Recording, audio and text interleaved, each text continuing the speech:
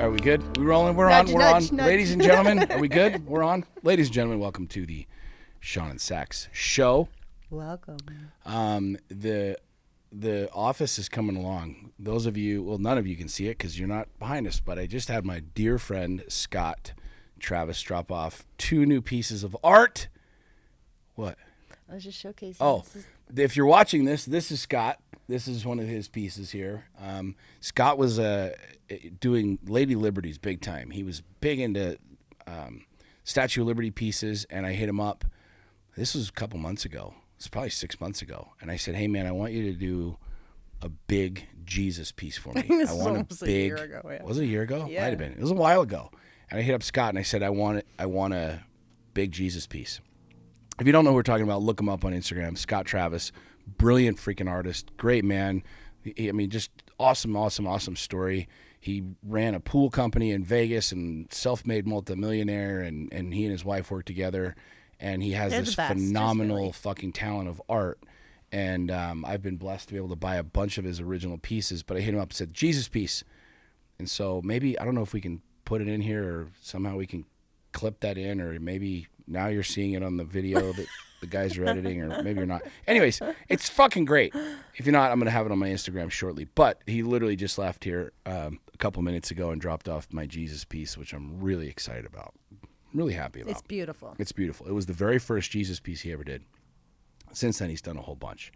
So anyways, that's what we were excited about, what we were just talking about. Now I get to see it. Oh, and he did we just were racing last weekend. We were in Indianapolis, and I'm literally looking at it across the studio here, office, studio, whatever we're calling this.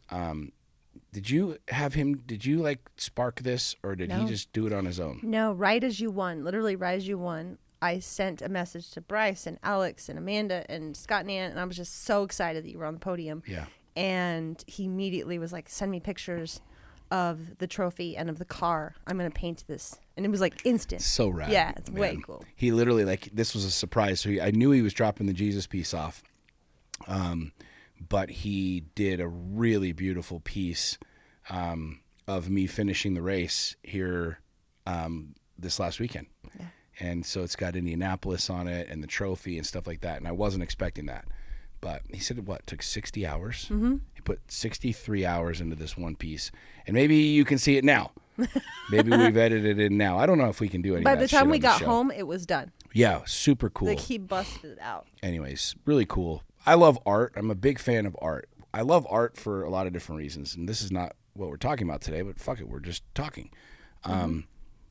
I love art because there's just so much expression in it, and I love people's creativity. Mm-hmm. I am truly fascinated by human beings and their creativity, and art, not necessarily just in drawing or painting, but art in general, period. Like people that have creative skills, because I consider myself artistic in some ways, like not autistic, babe, but artistic. You're very She kind of looked at artistic. me like, I think you might fit in the autistic role, but not the artistic role. But like, anybody that creates something from nothing, right? Whether it's a podcast or an idea, even like social media in a way is art. Like, you know, you're putting your expression out there, you're putting your feeling out there, you're putting your emotion out there. Photographers taking pictures, right?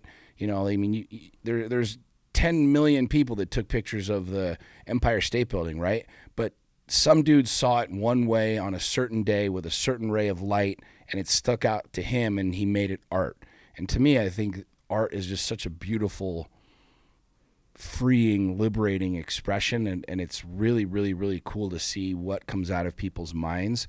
But I also appreciate it so much because it's terrifying, right? Even writing a book, I consider authors to be artists, and being an author myself, it's exciting, but it's also terrifying because like when you ship that book, there's no coming back from it. Like music, poetry, jewelry, 100%. Yeah, creation. Anyway, so I love art, and we have some really cool, rad. We really do. Pieces. Like we're literally, all of these are original pieces that we're sitting here. If you're watching the show right now, like the Love Bomb, the Statue of Liberty. I mean, the Sean Fortin, my buddy over here, who did this lighthouse. He's the guy who did my warehouse. If you've seen the big, huge lion and the Statue of Liberty, and then the Lion's Not Sheep crest in our headquarters, he did that too. And a really cool story about him. He got my book, and then sent me the picture of like my face, half lion, half me face. And he just mailed that to me one day, and he appreciated the book, and he's a cop in Baltimore. This is what I love about artists too. Sean Fortin is a full-time canine police officer in Baltimore. I think Baltimore, surrounding area of Baltimore. Full-time. Like he's a full-time canine cop. And on the side, he makes significantly more money doing art than he does being a cop, which I've very much pushed him and encouraged him to do over the last couple of years.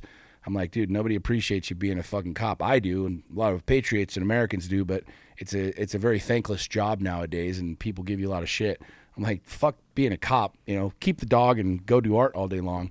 But he sent me that, and we connected and built a friendship, and I have a bunch of original pieces of his too, but it's just amazing. I think art's amazing. So all of you that are out there listening right now that have a passion, like, we'll just take 2 seconds and share this, like, express it, man. Like, put it out there, because what's really fascinating about art is you could show one piece to 10 different people, and 5 of them like, meh, and then 5 of them are like, this is brilliant. You know what I mean? It's genius.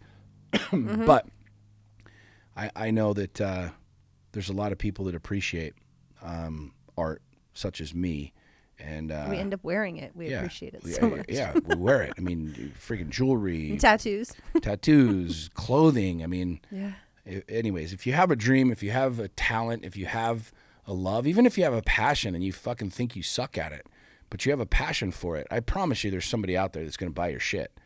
I mean, I've seen art galleries in Vegas where they have some dude just took a paintbrush and had red paint and splattered it across this canvas, and it's a $250,000 piece, but somebody's like enamored by it and buys it for $250,000. And you know what I mean? Somebody looks at it, it's like, that's dumb, or somebody is willing to literally pay $250,000 for it. But yeah, anyways. and don't be afraid to do that. I mean, Sean encouraged me to start selling my earrings, which I just made the earrings because I like to wear my earrings. Very much art. And it's amazing because I'm now making more money doing that than I was selling real estate, and I had a very successful real estate career. So don't underestimate what your art can create, as far as monetary. Well, income too. Like when I was watching you make all these earrings, you made me like some mala beads and some necklaces and stuff like that. I was like, these things are freaking rad. And you made them just to wear them. You made them because you liked them. And everybody's like, oh my God, where'd you get these? You're like, oh, I made them.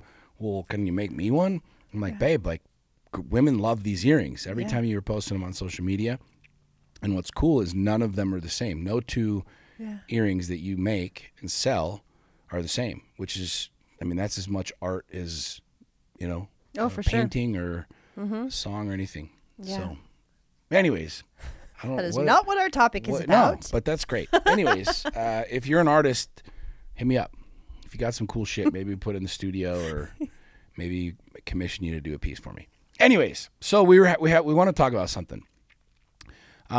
We were in Indianapolis this last weekend. We went racing, and we had my good friend Jason Harwood fly out there with us, and we were chatting on the plane on the way out there, and I like to ask different questions of people, which is sometimes awkward for human beings, and you smile because you have seen me do this over and over and over again, right? Like when I'm sitting down with a millionaire or a billionaire or somebody like that, everybody's like, oh, what do you do about taxes? Or what do you do about this? Or how do you grow? Or how do you build company culture or whatever. And I'm like, if you could go back 20 years, what would you tell yourself? You know what I mean? Or like, what's the biggest mistake that you've ever made? Or what's still on your bucket list that's never been done, even though you have all the money in the world, right? I'm fascinated by what the DNA of human beings and what's behind versus like the X's and O's and the ones and twos. Sure. So I'm always asking people these questions, right? And so Jason was on the plane with us going out to. I was not on this plane. Or sorry, you weren't on the plane. Bryce was. It was me and Bryce and Jason. And there's a question that I ask my friends that I really, really, really appreciate because it's an extremely vulnerable question, but it's also very empowering for me, and it teaches me a lot. And I ask these questions because I genuinely want to know. I don't ask them because it's like, oh, let's see how fucking stumped I can make my friends or how weird of a question I can ask my friends. But it's like I genuinely want to know if I ask you a question, like what's behind this. And I've asked a few people this. But I asked him a question, and I asked Emily Priscilla this question too, which is really funny because I was thinking about it. She's really the only other person that I think I've asked recently this question. I was at Andy and Emily's house, and we were sitting in the hot tub, and I asked Jason and Emily this question. I said, "What do you guys argue about in your marriage?" In your marriage, because Andy and Emily are married, and Jason and Jocelyn are married, and Jason and Joss are dear friends of ours, and we hang out with them a lot, and I'm getting to spend more time with them because I'm racing with them now. But I asked them, I was like, so what do you and Joss fight about? Or what do you guys argue about? And the reason I bring up Andy and Emily is because Emily's answer was the exact same as Jason's. And it was really fascinating. And I'm intrigued by this because, just by full transparency, both of these couples make phenomenal livings. They have built huge 9-figure companies. They are both, were together when there was nothing, and they literally built these huge empires, what I would consider empires. I mean, Andy and Emily with Andy with First Form, they do hundreds of millions of dollars of revenue. They have, hundreds, if not thousands of employees. Sure. Same thing with Jason and Joss. I mean, Jason and Jocelyn started selling stickers in their living room together and did not have really any money. And they talk about the hustle and the grind, and it put stress on their marriage and questioned a lot of things for a lot of years. Mm-hmm. And now they're doing 9 figures, and they literally sell more massage chairs than Costco. Like, true story. It's phenomenal. And so I asked him as we were sitting on the plane, what do you guys argue about in your marriage? What do you guys fight about? And it was interesting because he took a minute, and he was like, we don't really ever fight. We don't really ever argue. He's like, we have disagreements and we see things differently. And there's times where, there might be like something emotionally that's off, but he's like, we don't ever argue. We don't ever fight. And I said, why is that? And Bryce, correct me if I'm wrong in how he described this. He just said, we're so focused on the big picture. We're so focused on big things that we don't have time for little things. Yeah. And Emily Priscilla said almost the exact same thing to me in the hot tub. I'm sitting at their house, and I think it was Andy's birthday. There's a whole bunch around, and I said, Emily, what do you guys fight about? Like, what do you guys argue about? Like, do you and Andy ever argue? She's like, we really hardly ever do. And the reason is we're both focused on such big things that everything else is that's not getting us to these big things is not necessary in our life. And so she's like, said the same thing, Jason, we get triggered by stuff, or, emotionally this or that, or you get bugged, or there's disagreements, but you're never really fighting or arguing because we're so ruthlessly connected to the big picture, and we're both focused on the big picture so much that you're literally looking at something, a disagreement, a feeling, an emotion. You're like, is this serving me? Is this helping us build something bigger? Mm-hmm. Is this helping us build, our bigger dream and our bigger goal? And I think that's really fascinating. Bryce, I say that right? I mean, it's how he answered it, and how Emily answered it. And I'm fascinated with this for a couple different reasons. Number one, because a lot of people have a misconception about the bigger we are, the bigger we grow, the more intense it's going to be, and the more disconnect there's going to be. And you see this a lot in marriages, and you see this a lot in relationships where the business starts growing, or this starts growing, or that starts happening, or maybe there's more money, or there's more kids, or whatever, and there's more contention, or there's more frustration and stuff. And, Jason and Jocelyn have 2 kids and a house and employees, just like many other people do, mm-hmm. right? And I'm intrigued by that for that reason, but also because they've built something really, really, really big, and there's 2 very different people mm-hmm. that have very different ideas, very different interests. They both have their own things. Like, Joss is not into racing, Jason's into racing. Joss is big into travel and doing fun stuff like that with the family. Jason is not, right? And yet they work, and they make it work. And what I'm fascinated by is as you and I are talking about the same thing, and the conversation we had after, I shared with you what Jason shared mm-hmm. is like, we don't really argue or fight. We disagree. We have emotional moments. We get triggered. Sure. You get triggered, I get triggered, but mm-hmm. in thinking back, just even over the last year of our relationship, I mean, there's really only been a few times where it's been like a fairly sizable disagreement, argument, fight, whatever. Yeah. And looking at those experiences, it was because we were focused on small shit, not big shit. Absolutely. It's funny that you even mentioned this or asked that question to Jason, because on the flight, the last trip we did, I was talking to Joss, and I was asking similar questions because, like, relationships are the one area of life that I've sucked in more than most areas of my life. And so I pay really close attention to people who are thriving in relationships. I did that when I was single. I paired up, I hung out with friends that were in good relationships, in long-term marriages. Like, I was like, I want part of this. I want to understand this. I want to know, what you're drinking and how this is going on. And so with Jocelyn and I were talking, and, there's a lot of shifts happening right now in their business. And right. She said something really cool to me, and I actually messaged her about it after when we got home. She said, there's a point in time in life that you will be tested in your relationship, that are you what you say you are? Are you guys what you say you are? And you're like, ride or die. Are you? Mm-hmm. Like, can you lose it all and thrive through it? Can you stand by each other? And that was really cool. She's like talking about the opportunities she gets, or they've gotten to be tested to show that they are who they say they are. And I love that, because that's such an empowering way of looking at adversity, or of any type of thing that comes in that might not be great, Yeah. And what's cool too is Emily, when we were out at Emily's, I didn't even ask a question, but somewhere along the line she was in a conversation, and I heard her say, she was talking about the little house they had on the property. Mm-hmm. And she said, if we lost everything, Andy and I could totally go back to just living in a little house, because we've already done it and right. We had so much fun. And I thought, fuck yes. Like, I love that even though they've built it so big, her heart was still like, yeah, I would be game. Yeah. I'm still there with my guy. I'm still there through, like, she hasn't attached to all of this. It's like, because she knows they've still got each other, and they're probably just going to rebuild it anyway. So it was really, both women had such a powerful, positive perspective on conflict or on any type of issue that would come up in the marriage. And I was really impressed with both of them with that as well. Well, I think it's huge, because I am very much a student of life. I'm a student of learning. I mean, just a student. I'm getting more and more and more hungry for more and more, right?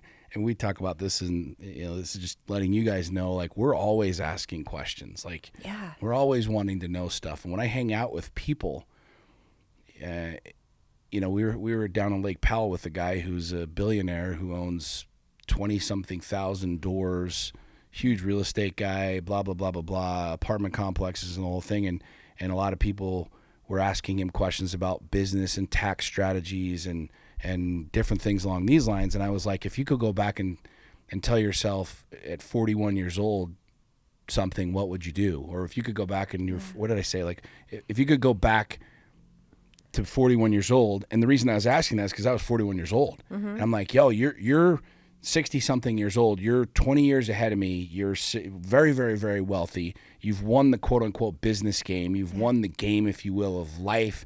And I'm like, I want to know, if you could go back and be my age, like, what would you do differently? Because that nugget, that little teeny piece of something that I'm listening to this man share, I'm headed that direction. I want to know, right? And so as I listen to these friends of ours who are, they make, their businesses are bigger than mine. I can't compare my relationship to them, because they've got a great relationship. We've got a great relationship. It's not a you're better than us or we're better than you kind of a deal. It's like, what do you know? Like, what do you do that I can learn from? Sure. What can I take from your experience and your knowledge and your wisdom and apply into my life? And, maybe in some way, some of you listening can get that from our podcast, right? And we share a nugget and you're like, oh shit, we didn't think about that, or whatever. And so we can have that kind of impact in other people's lives. But I really encourage you guys to have conversations like this with not just your friends, but with people that you look up to and that you admire or want to be like or want to emulate, whether it's in their marriage or whether your business or whatever. But like, it's really fascinating to me being married again and being in our situation where you and I have every possible trait to have an explosive marriage, and not a good explosive marriage. Like you and I We're are both feisty. fucking fire. We both real talk. We both have ego. We both have a lot of pride.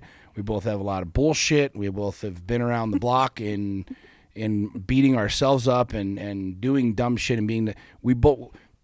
On paper, We're a lot alike. On paper, yeah, it would be like, yo, these motherfuckers are either going to make it to the finish line or are going to kill each other, right? You're going to be on the, Dateline NBC, how did we kill each other kind of a deal. But that's what I love about our dynamic is we're both focused on big shit. Mm-hmm. There's been multiple times where I'm acting like a dick and you're just like, yo, handle your shit. Like, this has nothing to do with me. This has nothing to do with us. Go handle your shit. And there's been times where you've gone into scarcity mode or past mode, trauma mode, and I'm like, yo, don't bring me that bullshit. That has nothing to fucking do with me. Go handle your shit. And some people might think that that's coarse or hard or whatever, but that's just how we operate. With us, it has to be blunt and we can't do the butter really, up bullshit. Like, it is in your face. Go fucking handle your shit. Like, literally, go fuck off. Literally. Like, I'm not exaggerating, and some people might say that's bad or unhealthy or whatever, but this is very rare. We've done it the other way, and it didn't work, and I appreciate it. I appreciate that. Like, I think talking about that for 2 seconds, we're both a big fan of the 4 Agreements. Okay, Don Miguel Ruiz wrote a brilliant book, and I believe that if everyone operated from the 4 Agreements, life would be a lot better, right? When I operate, let me just take that. When I operate inside of the 4 Agreements, my life is way better. Mm-hmm. And I have operated outside of the 4 Agreements, right? I have been in relationships where I took things personally, where I wasn't impeccable with my word. Assumptions. I made radical fucking assumptions, and the net result was terrible. Was really fucking bad, right? And so, looking at it from that perspective, like, I appreciate truth far more than the emotional dance. Mm-hmm. And that might not make a lot of sense to some people, but we're very much aligned in that, like, I would rather have my feelings hurt by truth than have the wonder or the curiousness or the uncertainty of the emotional instability. Right. And so we're both the type of people that it's like, if you don't stand up to us, we're going to run you over. And it's not I don't know a nicer way to say Go that. fuck it's just yourself, the we're truth. coming for like, you. Every relationship in my past. You're a savage. We are. God damn. That's why we're really good. Is, and it's not even negative. Like, in my past relationships, I just ran over people a lot, and it's because I'm intense, and if you don't stand up against me and push back, like, I might not even notice and just keep going. Right. And you're the same way, and that's what's cool is it's literally like we just push, and it creates this respect and really the bond that we have, because I won't let you just run over me, and you won't let me run over you, and so we just get stuck here in a good way, and then we're like, okay, fuck. Right. Now I have to look at this. Now I get to own this. Well, and I think to drill down on that, because a lot of people are going, yo, you guys are like really unhealthy, right? Like, understanding what we're talking about here, when you're saying we're going to run people over, it's that I have the same thing in business and even with employees, right? I'm a very, very intense individual. That's just my nature, right? And I think a lot of people are like, well, then why don't you chill out? No. Bullshit. Like, you have innate gifts. I have innate gifts. Like, it's what it is. We can't change. I spent a lot of my life believing that I needed to become a different person. And I realized that the people that were insecure, that didn't know who the fuck they were the ones trying to advocate for me to change. Mm-hmm. And that's a very, very, very bad recipe for health, for mental wellness, for the entire deal.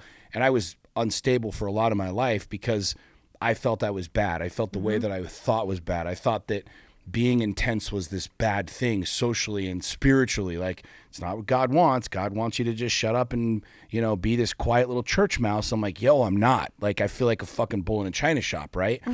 And it took a lot of years for me to get really fucking comfortable with knowing that, you know, this is a gift. God's given me a gift. I don't look at ADD, ADHD as this negative bad. If you got ADHD, you got a fucking gift. Like, hear me straight up. Like, it's a superpower, right? Mm-hmm. Now learn to use it. Learn how to use it. And so when you talk about running over each other or running over people, what I've experienced in life is that people were afraid to bring truth to me because they were afraid of the conflict or the reaction of truth. Now, a lot of people say, well, then that means you need to change or do this or do that. No. What that means is that a lot of times truth is very, very, very abrupt and it's very uncomfortable, right? Case in point, if you're running through a stoplight and you're not paying attention and the passenger next to you sees that you're about to get fucking hit by a semi and they're like, yo, yelling is bad and Jesus doesn't want me to yell and I should be very polite and honey, we're about to die. I'd be like, yo, stop the fuck, yo! Be screaming, right? We just probably blew out the speakers on the fucking podcast, whatever. I just blew your speakers out. We're a lot. But we're a lot. Like, that's the reality. That is truth. The truth is we're about to get fucking smashed by a car. I don't want you to rub my arm and send me a text message and have a carrier pigeon come over and alarm me. Fucking slap me on the side of the face so that I pay attention and I don't die. Yep.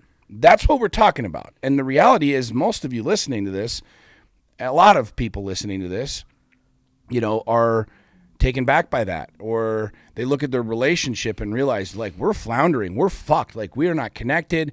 But I don't want to be too abrupt and I don't want to offend my lover or my person versus being like, yo, we're fucked. Like, smack you in the face, pump the brakes for a second. We got to talk about some real shit. And you and I are very much like, don't coddle me. Don't try and ease some shit in here. Don't try and massage a message. There's nothing that I hate more than people trying to like massage truth to me and butter it up or make it less truth to make it more digestible. Fuck that shit. Give it to me raw, right here, right now. What's the truth? And that's how we operate in our relationship. I'm like, yo, are you good? And if you tell me you're good, you're good. Be fucking good. And I believe you. Yeah. But and this is what I think you and I have learned about each other is a lot of my life, are you good? I'd say, yeah, I'm good and I'm not. And I am very candid with you. I'm very, very, very, very, very open. I will text you or I've gotten to a point now where I'm really fucking good at this, where I take the initiative. And when I'm fucked, like I was driving to the gym the other day, right? Was it yesterday or the day before? And I just straight up, we were talking and I just said, you know, I'm really fucking pissed right now. I'm in a bad mental space.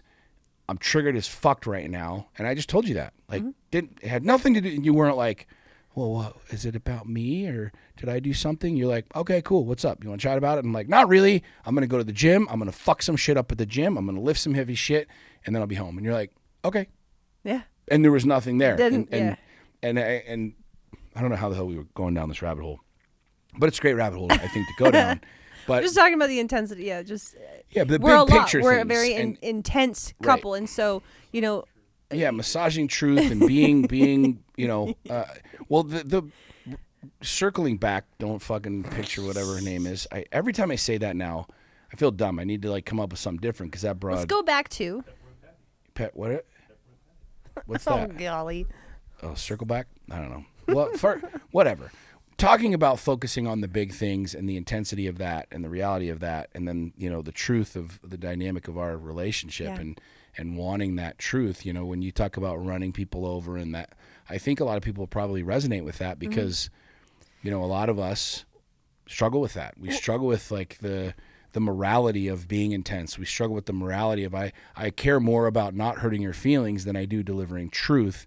And I think that that's a really broken mindset. And that led you to divorce. That led me to divorce. That led me to depression and fucking damn near killing myself. That led you to depression. And we have both found that focusing on the big picture keeps us in a really, really, really good headspace. And all of that little granular stuff that used to be important and big in our lives that caused a lot of contention in relationships is no longer there.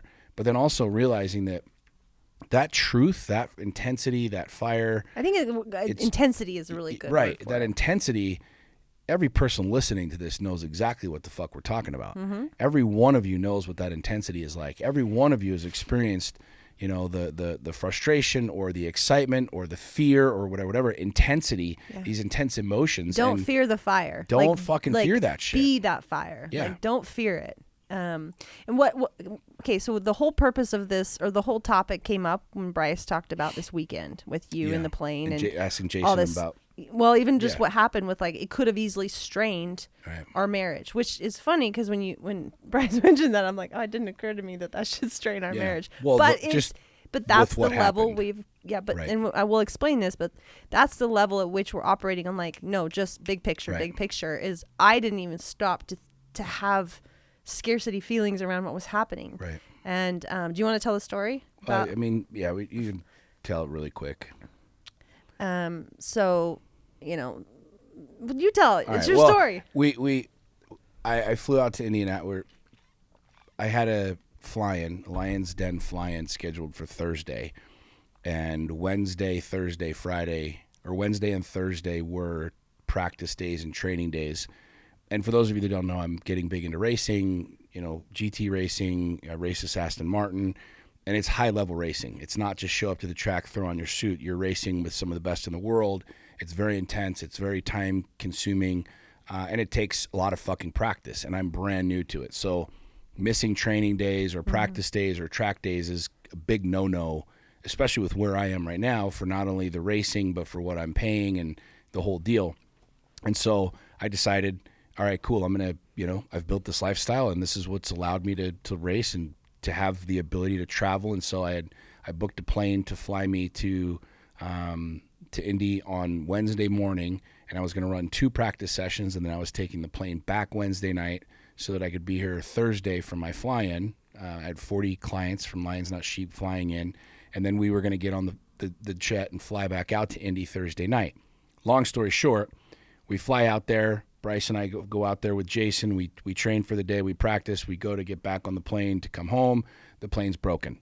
The jet that we took out there had some issues, and there was no commercial flights back. There was no anything. And I've got 40 of my clients who are literally flying from all over the country to Salt Lake to my headquarters the next morning. And so there wasn't an option for me to not be here. It wasn't like, well, let's just move the meeting or we'll reschedule. It wasn't possible. Because we live in the 4 agreements. Literally, everybody was already in Salt Lake. Yeah. And they're flying in for me. They're flying in for the event. They're flying in to be coached, to be trained, and it's an incredibly powerful day, and this is what people are paying for and what they've invested their time, their money, more importantly, their time to be here.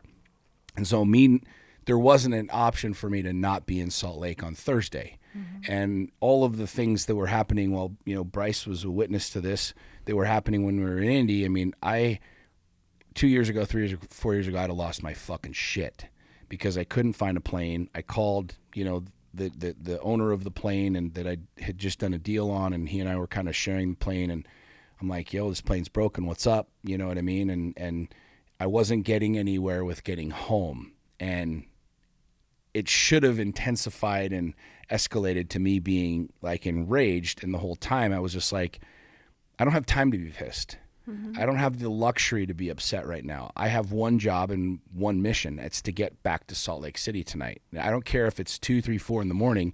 I need to be home for my clients, for my people. And you and I communicated the entire time, back and forth. Meanwhile, I'm here working. Right. You spent the entire day setting up the warehouse and setting up the whole thing. And it was just interesting because, where I would have escalated to a 10 and been like a raging fucking bull, I was at a 2. And all I really cared about was, how do I solve this problem? And I ended up, having to spend a significant amount of money to get a different plane to take me back to Salt Lake. And I got in and ended up getting into bed at 3:30 in the morning and was up the next morning and handled my business and took care of what I needed to take care of and kept my commitments and the whole thing. And it was intense because you weren't running on a lot of sleep. I wasn't running on a lot of sleep. And a lot of people would look at that and go, oh, first world problems, bro. Your jet broke down. I'm like, yeah, but, there's levels to the game, and there's levels to the commitment that we make and to where we go. And we ended up pulling off the day and had an incredible fly-in with clients, and then went back to the airport and jumped back on the plane, and then landed in Indy at 4 a.m. Excuse me. So we're both running on like 3 hours of sleep 2 nights in a row, and all of the team and everybody was like, yeah, you need, or was it Jeff Burton? You're talking to Jeff Burton, who's another racer, great guy, and he's like, yeah, this is telling. He's telling like, Sax, it's really, really important you get good sleep. And I was like, well, if he gets on the podium with sleep deprivation, like Sean has slept like a total of like 5 hours the last 2 days. We've literally been back and forth to like 3 different states in 2 days. I said, let's see if sleep deprivation gets him on the podium. Well, I'll be damned. Well, and I ended up getting on the podium, which was kind of funny. But the moral of the story is it was very intense. It was an intense couple of days. Mm-hmm. You're running on not a lot of sleep. And there had all of the dynamics and all of the attributes of fire and intensity and arguing and disagreeing and bitterness and resentment. We're all there. Right there. And we didn't allow that. It didn't happen. Even scarcity with money, scarcity with, my husband's not here when I want him to be. When he says I was supposed to be home at 7 p.m. Yeah. Like the plane was supposed to take me back. I was supposed to be home at 7 o'clock Wednesday night, help get the warehouse finalized, get ready for the whole thing. And I didn't get home until 4 a.m. And energetically, from my perspective on this, it was like, I had a job to do here. Right. I did my job. I knew that you're handling your shit. I know you're a man of your word. I know that you don't need me to contribute negatively or more drama or more scarcity, or not even more scarcity, just scarcity at all, into what you're managing. And, it's like, that's why it was interesting when you brought that up, Bryce, as like a topic. I thought, it didn't even faze me to have that would have caused conflict, because I'm so zoned in on big picture. Right. Big picture, our event, is my husband safe? We're building an empire. We've got a fucking race. Yeah. What do I need to contribute? That's all I was focusing on. So the fact that plans changed and more money was spent and this and that, it didn't even like come into the equation of where I was going. I was so focused. And that, I think that when you guys, especially if you're in a marriage and you're focused on, you have a common goal, like just focus on that common goal. No matter what stuff happens, like if you find yourself slipping into scarcity, like sit down and be like, all right, what do I fucking want? Right. What am I actually doing? And what do I actually want? Well, and what's happening? I think what's really important to think about and what you're saying is here's a test for you to figure this out, right? Just think about your last week. All of you that are listening, think about the last week. Think about, or even the last 30 days. Think about the last disagreement that you had with your significant other, right? Think about the last argument, or maybe you're arguing right now, maybe you're whatever, and you're listening to that. Really think about what the context is of that. What's really behind it? Is that sizable enough? Is that pertinent to where you're going as a couple? Mm-hmm. And you might not even know where you're going as a couple, which now we get to expose even more shit, which is great because now you get to have this conversation, right? But really think about that. Like a lot of the shit that happens in our day-to-day world that would otherwise cause us to be pissed, triggered, tired, mad, sad. Oh, it was a long day with the kids. Oh, I had a long day at the office. Oh, I fucking got in at 4 a.m. because the jet broke down and I'm pissed off. And is the warehouse ready? And all of this other shit. I didn't ask you one time during the day, is the warehouse ready? Are we good to go? Are we set?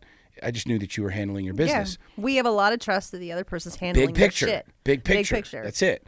And so I challenge you guys to look at that and really observe not only what's been going on or what's been happening that would otherwise be considered a frustration or trigger or arguing or fighting or any of these things.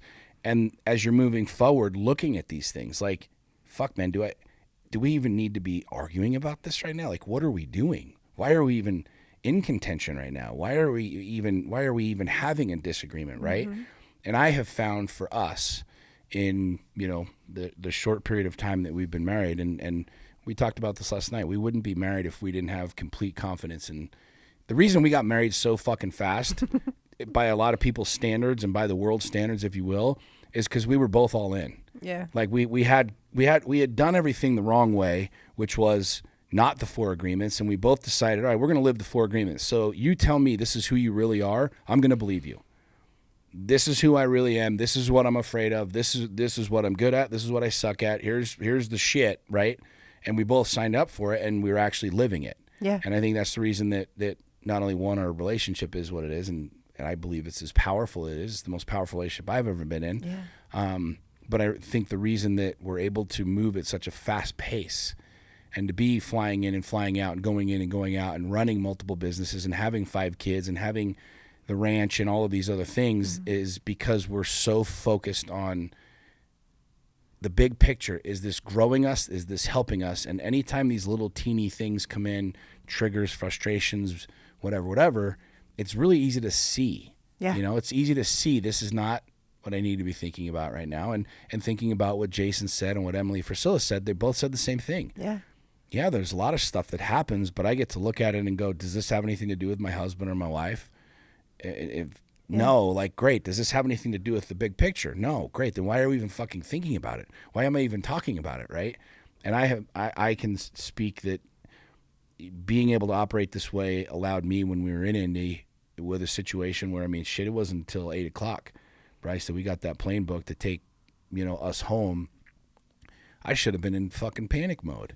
But it translated to my relationship with you. It obviously translated to the track. It translated to an incredible day with my clients. And I can attest to this and pat myself on the back and say a lot of these things that we're talking about, that we talk about not only in the podcast, but I work on with myself and with Lions Not Sheep, and we work on with our relationship. It's translating into really good results. Yeah. And you have to look at that. Like, is what we're doing getting us good results? Yeah. Yes or no? And if it is, then great, keep doing it. If it's not, then reassess, reevaluate. Right. I am very, very aware of the energy I contribute to our lives too. And I think a lot of people are very unconscious to the energy that they contribute to events or to the relationship or to themselves. And, it's like, someone asked me if, it's like, I brought this up before, like if I'm scared when you get on the track, and it's like, no, because I take my energy very seriously. Scarcity. It's like, if you're contributing that's real. Like, energy is real. I just finished a book called The 12 Rules for Life by Jordan B. Peterson.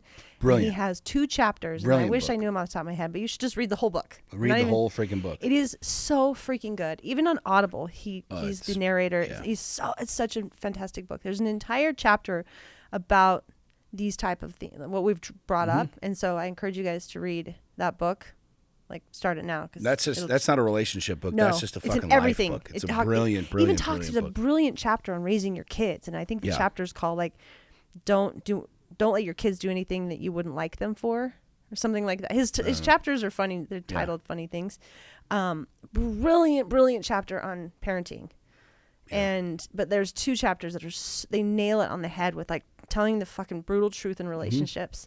And like contributing to scarcity in relationships. So read that, guys. I completely agree. I think what really, I'm not even going to say I think I know what works for you and I.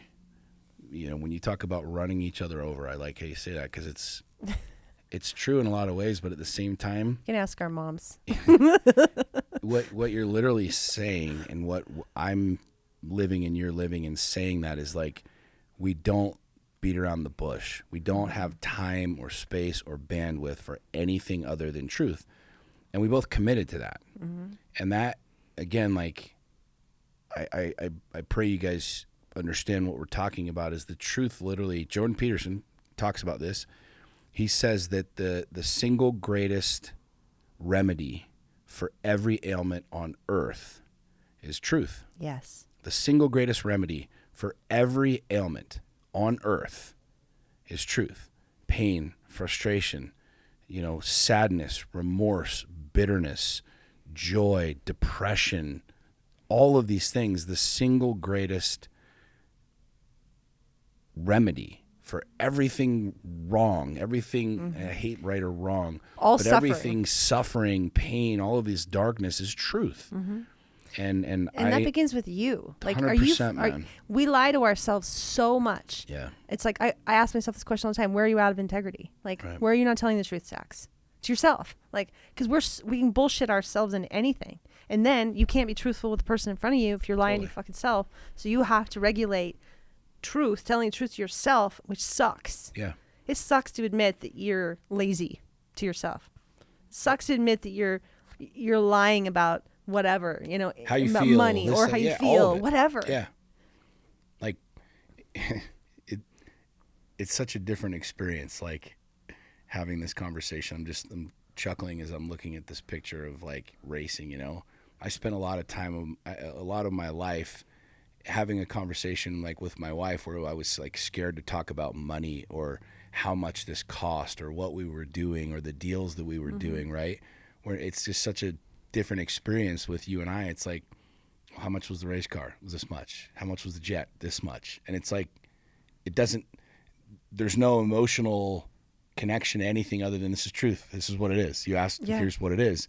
And I think what I love about our dynamic and what I love about this conversation, what I love about what Jason shared, what Emily shared about the big picture is it's like we're both looking at such a big picture that buying a 6-figure sports car or chartering a plane or buying a ranch or anything, it's not even like a real need to have a conversation around it because it feeds the big picture. Yeah, I love it. We're moving towards the big picture, and it's like you've said this multiple times about racing, right? Racing's expensive. It is what it is. Yeah. People always, how much was your car? How much do you spend? And it's really expensive. And do you win any money when you win? You're like, no, dude. Like literally, I get nothing out of this other than what I want to get out of it, which is this incredible experience. It's teaching me radically powerful life lessons. It's a tremendous asset. And you know that. Yeah. And that's what's really fascinating about it is it's like knowing that we spend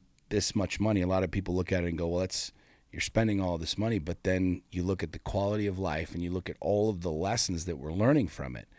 The big picture is we want to grow. You want to grow. I want to grow. We want to grow. Are we growing? Am I growing? Are you growing as we participate in this experience? Yes. Phenomenal. Let's do more of these things. Let's have more of these experiences. And, we could go on and on and on about that because there's so many people that are playing life small and they don't realize how powerful it really is to do some things that are uncomfortable. In order to grow, you have to stretch yourself to new levels. You have to stretch yourself. Think of like, how does a muscle grow? How does anything actually grow? It has to expand past its current state. It has to become bigger. How do you do that? You take another step up the ladder or, whatever. And it's like, I love in every way. In every way. Every conversation needs to be deeper. Yes.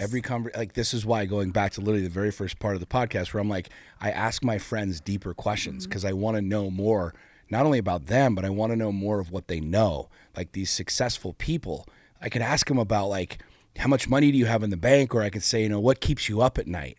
And I learn and I grow with these things. But if you want your money to grow, you're going to have to spend it. If you want your bank account to grow, you're going to have to spend it. If you want your relationship to grow, you're going to have to open more. You want your muscles to grow, you have to lift more. I mean, it's math. I suck at math. People are like, you don't know what the fuck you're talking about. You suck at math. But the reality is, like, I'm literally. It's so funny that we talk about this, and I think a lot of people think we're joking or we're full of shit. But like, I'm just the simple X's and O's, ones and twos. I'm making more money than I've ever made before in my entire life, and I'm spending more money than I've ever spent. I'm investing in so many different things, in different deals, in different businesses. Because you're not holding on to it like it's, and like yet, you can't, like you're going to lose it. Exactly, and the income is going. Like buying a race car. I remember when I bought the day that I bought the race car, I looked at you. I'm like, what the like, I just bought a supercar and I can't even drive it on the fucking street. Like, I can only race this on a racetrack. I'm like, babe, what am I doing? Remember that? And I'm looking at you, I'm like, what the fuck am I doing? And you're smiling the whole time. And you're like, you're growing. You're expanding. I'm like, I couldn't even have fathomed this 12 months ago.